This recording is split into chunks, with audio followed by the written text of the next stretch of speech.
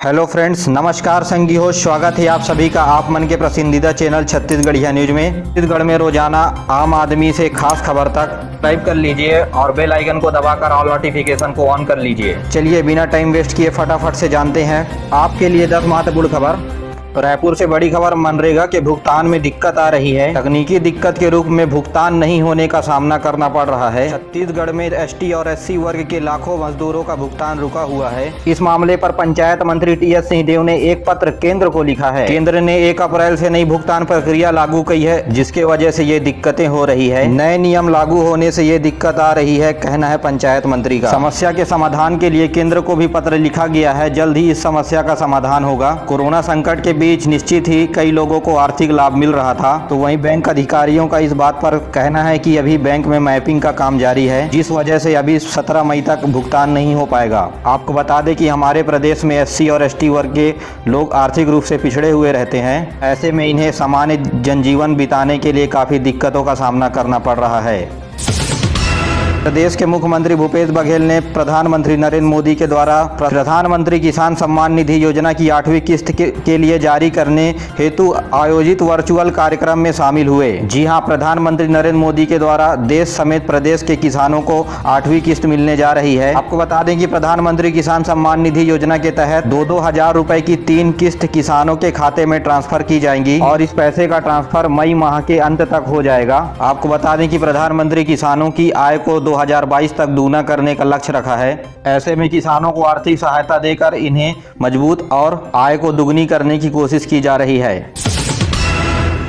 छत्तीसगढ़ के जिन जिलों में संक्रमण का दर कम हुआ है, उन जिलों में सरकार अब व्यापार की छूट के साथ लॉकडाउन खोलने की तैयारी में है। सीएम भूपेश समेत सभी व्यापारी और कलेक्टरों की बैठक के बाद लॉकडाउन में आंशिक छूट मिलने के संकेत मिले हैं। जी हां, आपको बता दें कि कलेक्टरों के निर्देश के बाद रायपुर, बिलासपुर, बलरामपुर इन जिलों में आंशिक छूट के साथ 24 मई तक लॉकडाउन बढ़ाया गया है। यह छूट 17 मई रात 12 बजे के बाद मिलना शुरू हो जाएगा। दूध, अंडा, मांस, मछली, इलेक्ट्रॉनिक दुकान, किराना दुकान समेत अन्य जरूरी दुकानें दोपहर 12 बजे से शाम 6 बजे तक खोली जाएंगी और रविवार को टोटल लॉकडाउन के निर्देश जारी किए गए हैं। इस बीच cinema hall, mall, school, college, धार्मिक स्थल सभी बंद रहेंगे, लेकिन इन छूटों के साथ दुकान के सामने भीड़ न लगे, इसे सरकार को सुनिश्चित पहले कर लेना चाहिए ताकि फिर से स्थिति न बिगड़े।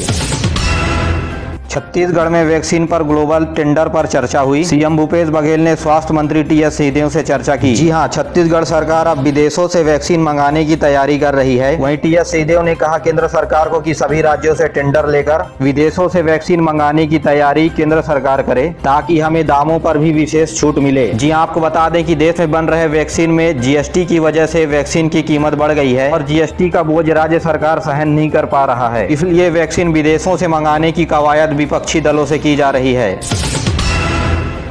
भारत में वैक्सीन का काम जोरों से चल रहा है। ऐसे में अगले सप्ताह से रूस की वैक्सीन स्पुतनिक 5 भी मार्केट में उपलब्ध हो जाएगी। इस वैक्सीन की कीमत भी देश में तय कर दी गई है, जो कंपनी के द्वारा 948 रुपए तय की गई है। इसमें 5% जीएसटी भी लगेगा। 5% जीएसटी के साथ वैक्सीन की कीमत करीब 995 रुपए रहेगी। बताया जा रहा है स्पुतनिक 5 वैक्सीन का निर्माण जब भारत में होगी तब इसकी कीमत भी कम हो जाएगी। निश्चित ही यह राहत की खबर है। अब भारत के लोगों को कोविशील्ड और कोवैक्सीन के बाद अब स्पुतनिक 5 भी लग पाएगी और इस वैक्सीन को केवल 1 डोज लगवाने की आवश्यकता होगी। मध्यम वर्ग और अपर क्लास के लोग इसे ज्यादातर लगवा सकेंगे।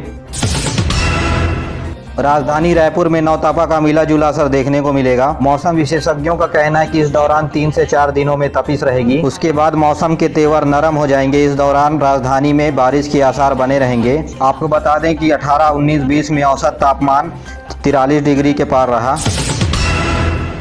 छत्तीसगढ़ माध्यमिक शिक्षा मंडल के द्वारा इस बार छात्रों को अधिकतम 582 अंक ही मिल सकेंगे। माध्यमिक शिक्षा मंडल ने बदलाव करते हुए हर विषय में 3 नंबर कम करने का महत्वपूर्ण निर्णय लिया है। यानी अब अधिकतम नंबर विद्यार्थियों को एक विषय पर 97 नंबर ही मिल सकेंगे। यह नंबर असाइनमेंट के आधार पर छात्रों को दिए जाएंगे। अब 100 में से अधिकतम 97 नंबर दिए जाने की वजह से टॉप 10 या टॉप 30 की मेरिट लिस्ट माध्यमिक शिक्षा मंडल के द्वारा नहीं बनाई जाएगी।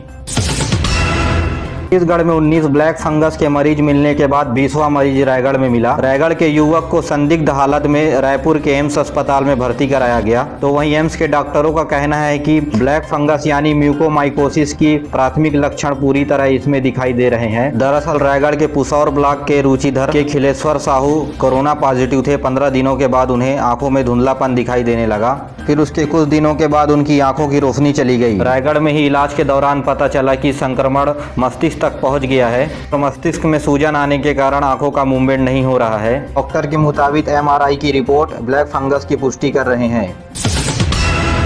छत्तीसगढ़ में नए स्ट्रेन से गंभीर मरीजों वालों की ज्यादा मौत हुई है और ये लोग पहले से ही डायबिटीज, लीवर, ब्लड प्रेशर जैसे गंभीर बीमारियों से पीड़ित रहे हैं। राज्य में पिछले सप्ताह 6 से 12 मई के बीच 1356 कोरोना संक्रमितों की मौत हुई, जिसमें से 735 दूसरे गंभीर बीमारी वाले मरीज थे, जबकि 621 सामान्य लोगों ने अपनी जान गंवाई। तो वहीं पीक समय में मरने वाले मरीजों की संख्या 60% हो गई थी, लेकिन अब घटकर 45 पर पहुंच गई है। फिलहाल अभी प्रदेश सरकार के अनुसार हालात काबू में है। देश में संक्रमण होने के बावजूद भी राज्य में तेंदुपत्ता संग्रहण का कार्य तीव्र गति से चल रहा है। ऐसे में अब तक तेंदुपत्ता संग्रहण का काम 7,77,000 प्रति मानक बोरा बीते 4 दिनों में ही इसे प्राप्त कर लिया है। जो सरकार के लक्ष्य 16,71,000 मानक बोरा, अब तक 1/4 से अधिक तेंदुपत्ता का संग्रहण हो चुका है। तो वहीं पेंड्रा गौरेला मरवाही जिला जो छत्तीसगढ़ का वनांचल भाग है, लगातार बारिश की वजह से वहां 3 दिनों के बाद तेंदुपत्ता संग्रहण का काम शुरू हुआ है। छत्तीसगढ़ में आज भी APL और फ्रंटलाइन वॉरियर्स का टीकाकरण नहीं किया जाएगा। दोनों वर्गों के लिए आज भी टीकाकरण की व्यवस्था नहीं हो पाई है। कब तक होगा ये भी तय नहीं है। BPL और अंत्योदय कार्डधारियों के लिए अभी मौजूद है प्रदेश में टीका। तो वहीं APL वर्गों के लिए सरकार के वैक्सीन भंडारण में वैक्सीन खत्म हो गई है। इसकी मुख्य वजह APL वर्ग के लोग बड़ी संख्या में वैक्सीन लगवाने वैक्सीनेशन सेंटर पे पहुंचे, इस वजह से उनके कोटा का वैक्सीन खत्म हो गया है।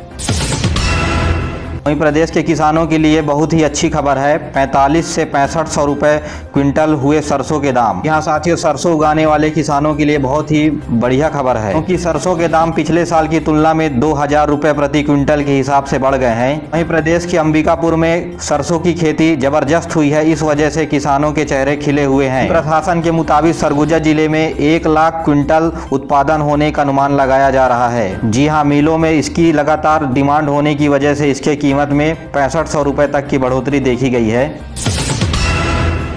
तो वहीं छत्तीसगढ़ में धार्मिक स्थल के रूप में विख्यात रतनपुर में 30 बिस्तरों का Mahamaya Covid care centre Ratanpur में किया गया है। कलेक्टर ने कहा कि जन सहयोग से हो सका है यह संभव, जिसके बाद स्थानीय लोगों को अब शहर जाने की जरूरत नहीं है इलाज के लिए।